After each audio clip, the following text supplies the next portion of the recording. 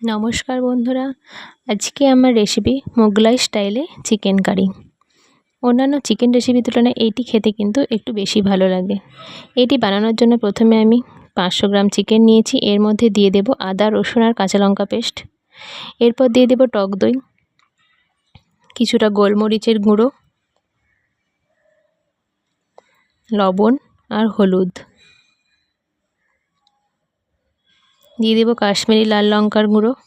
এবার এইগুলিকে দিয়ে ভালো করে চিকেনটার সাথে মাখিয়ে আমি 2 ঘন্টা ফ্রিজে রেখে দেব ম্যারিনেশনের জন্য। এবার একটি কড়ার মধ্যে নিয়ে নেব সাদা তেল, তার মধ্যে দিয়ে দেব পেঁয়াজ কুচি। পেঁয়াজটিকে এরকম আমি লাল লাল করে ভেজে তুলে নেব।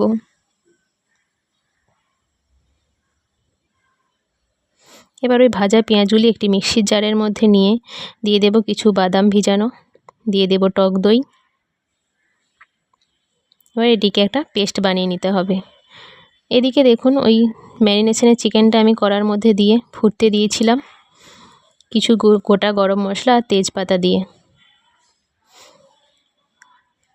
এবার দিয়ে দেব ওর মধ্যে জিরে গুঁড়ো, ধনে গুঁড়ো, হলুদ গুঁড়ো।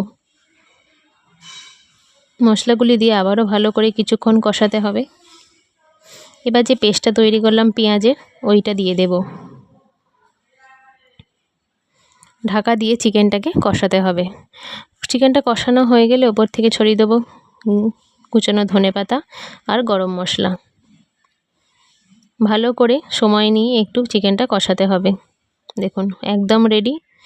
রুটি বা ভাতের সঙ্গে এটি খেতে কিন্তু বেশ ভালো লাগে, তবে আমরা খেয়েছিলাম রুটির সঙ্গে।